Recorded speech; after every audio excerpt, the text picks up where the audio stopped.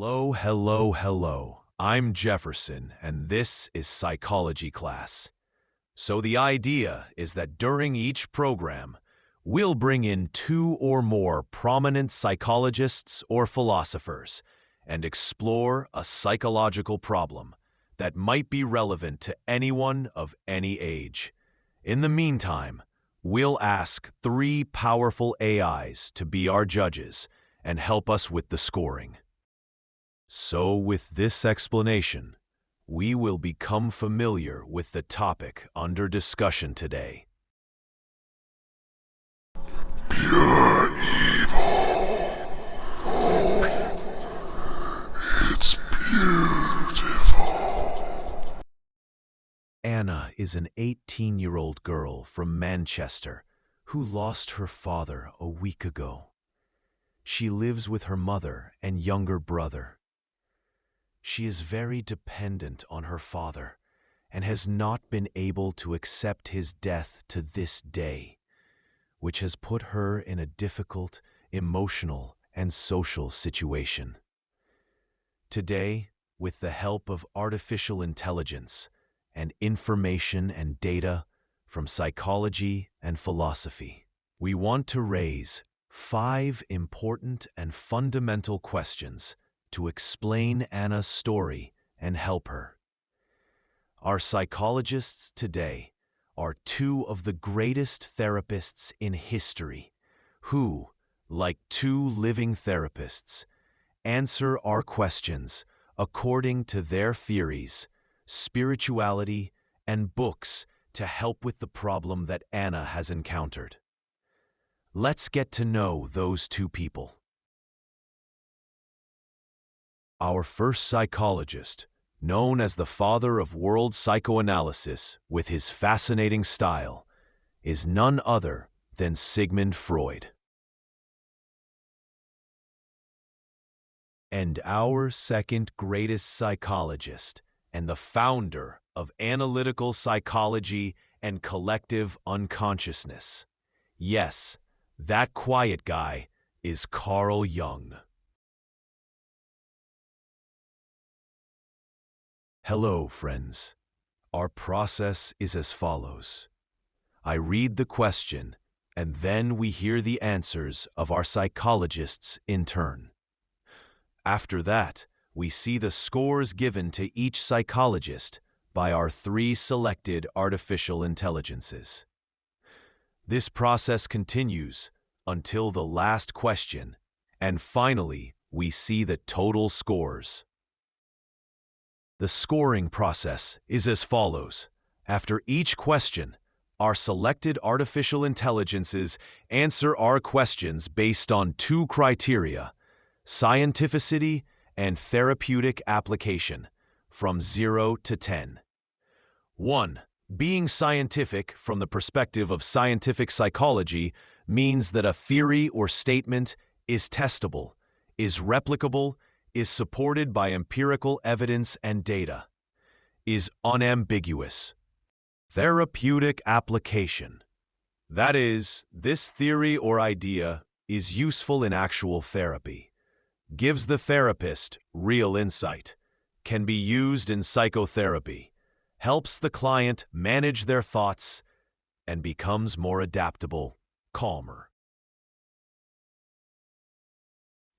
Question number 1. Why don't I still believe that my father is dead? Because your psyche has postponed the truth in order to preserve itself. This is what we call the defense mechanism of denial. Your mind has not yet separated its emotional libido. What is libido? Libido, in Freud's theory, is a psychosexual force that is rooted in the life instinct, eros. This energy is the main driver of human behavior and the development of his personality from childhood to adulthood. Libido is concentrated at different stages of psychosexual development. Suppression or fixation of libido at any stage can lead to psychological problems. In psychoanalysis, many unconscious conflicts arise from how libido is managed or suppressed. from your father, so it cannot accept the reality. This is natural, but if it continues, it turns into pathological mourning. Sigmund, you have reduced everything to defense and repression again. Anna is not simply in denial, but is navigating her collective unconscious. Her psyche needs to find meaning in this loss. Acceptance does not happen through logic alone. It must pass through images, dreams, and symbols. Death has begun the journey into the inner world. What if he just stays immersed in the dream and doesn't want to come out of it? The human mind must endure the truth, not just interpret it. But if that truth is without meaning, it is just a disaster.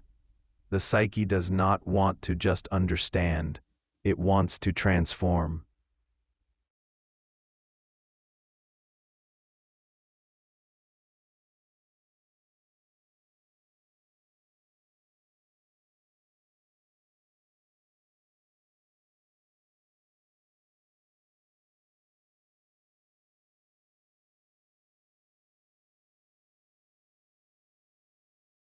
Question number 2.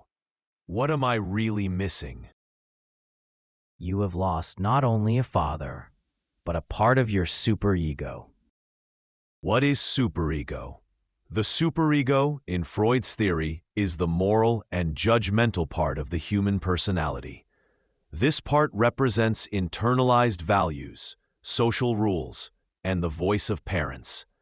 The superego attempts to control the id, human institution, and guide behavior in accordance with moral principles. Feelings of guilt, shame, or pride are the result of the activity of the superego. The conflict between the superego and the id is the main source of anxiety and inner conflict in the human psyche. An inner voice that gave you structure, law, security. Now in its absence, your psyche is in disarray. You must rebuild this structure, or your inner anxiety will consume you. Superman. Sigmund, you only look at oppressive structures. Anna has not lost her father, but the symbol of her father. Her father was part of the paternal archetype, a symbol of wisdom, guidance, and boundaries. This archetype can be revived within her, not just by law, but by love, by dream, by imagination. And how do you encourage a young girl who is grieving to look for her father in her dreams? She must discover a new father within herself, with the help of her unconscious images. This father can be part of her psychological maturation.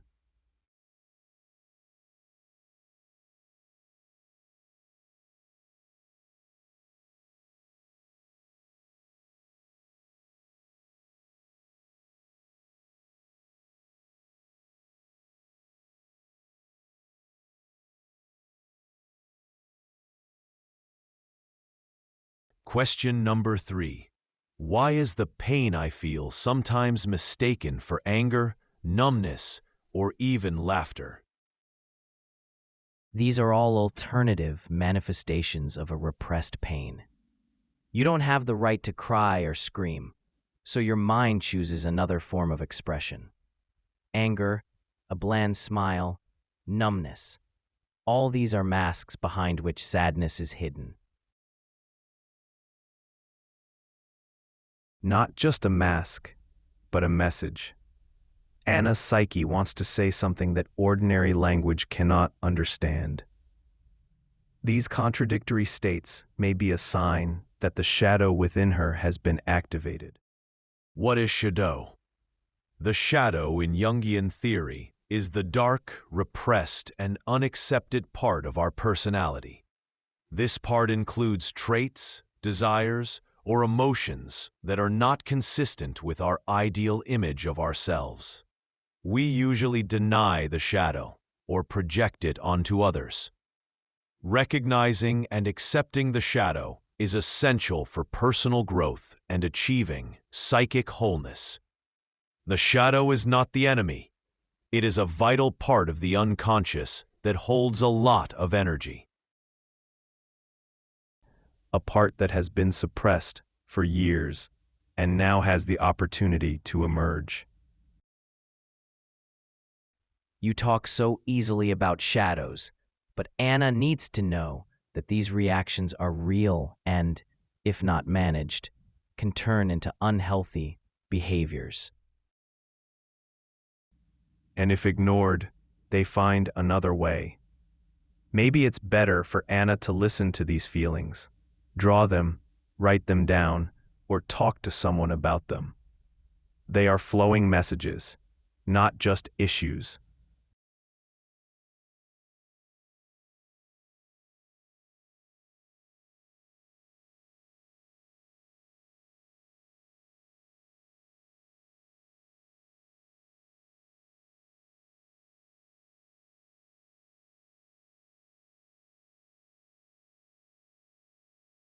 Question number 4.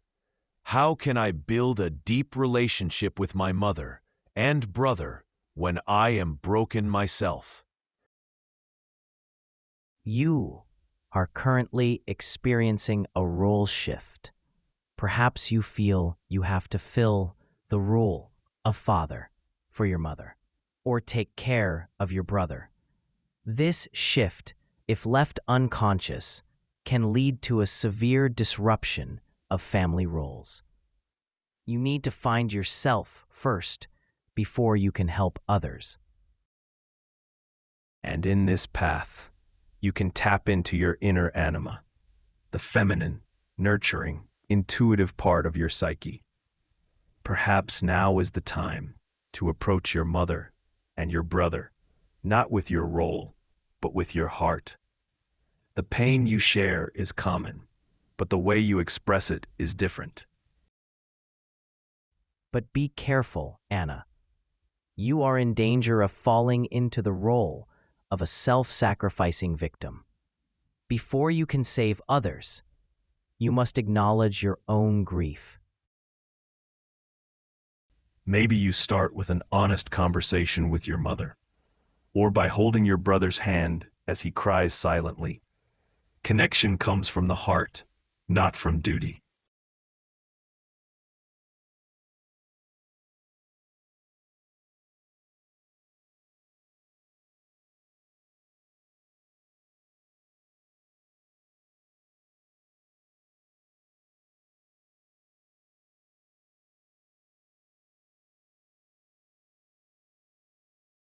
Question number 5. How can I get out of this situation? The ultimate existential question. Through gradual acceptance of reality, you must talk to a therapist, write, and slowly separate your libido from the lost object, the father. Until this bond is severed, no liberation is possible. Remember, liberation is a psychological act, not a sudden, emotional one. And I say that liberation is not just about cutting, but about giving meaning. Maybe you should ask yourself, what is this suffering trying to teach me? If my father is gone, maybe now is the time for me to lead myself in a fatherly way. Meaning?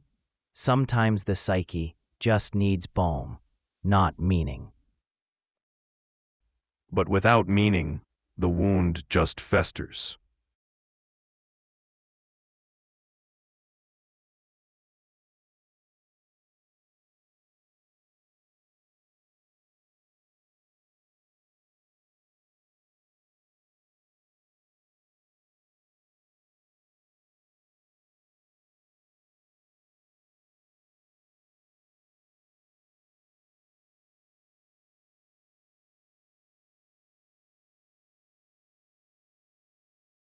Finally, we see the average overall scores based on scientificity and therapeutic application.